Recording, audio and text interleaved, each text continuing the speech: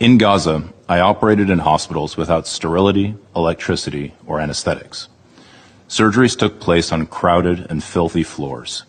Children died not because their injuries were unsurvivable, but because we lacked blood, antibiotics, and the most basic supplies that are readily available in any large hospital anywhere else in the world.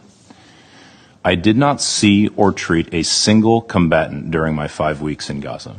My patients were 6-year-olds with shrapnels in their heart and bullets in their brains, and pregnant women whose pelvises had been obliterated and their fetuses cut in two while still in the womb.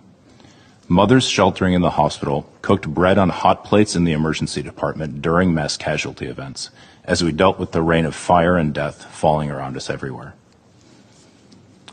Mr. President, the foundations of life in Gaza, family, health, and community, have been shattered. The medical system has not failed. It has been systematically dismantled through a sustained military campaign that has willfully violated international humanitarian law. Civilians are now dying not just from the constant airstrikes, but from acute malnutrition, sepsis, exposure, and despair. Between my 2 visits to Gaza, I witnessed a sharp decline in patients' health, driven not just by injury, but by worsening hunger and malnutrition that left their bodies weaker, their wounds slower to heal, and their survival far less certain. And let's not forget, this is a man-made catastrophe. It is entirely preventable. Participating in it or not, allowing it to happen is a choice. This is a deliberate denial of conditions necessary for life: food, shelter, water, and medicine. Preventing genocide means refusing to normalize these atrocities. It means refusing to dehumanize the Palestinians. On March 18th, the ceasefire was violated by Israel.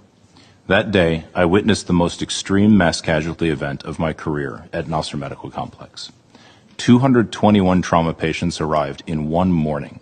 90 were dead on arrival. Nearly half were severely injured children. No health system on earth could cope with this, least of all one that is besieged and starved of supplies. Hospitals are meant to be sanctuaries. Healthcare workers and first responders are supposed to be protected. Children are supposed to be protected. In Gaza, these protections are simply gone. Every day, the distinction between combatant and civilian is erased. Most of my patients were preteen children, their bodies shattered by explosives and torn by flying metal. Many died. Those who lived often awoke to find their entire families gone.